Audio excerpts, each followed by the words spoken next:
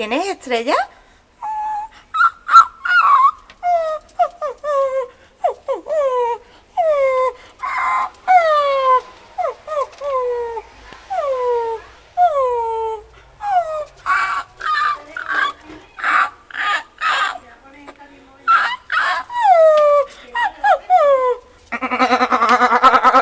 ¿Quién es?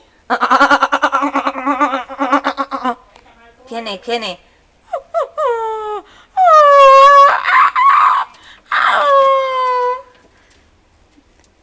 Bueno, pues esta es la reacción de mi neurona ante unos llantos de un animal pequeñito.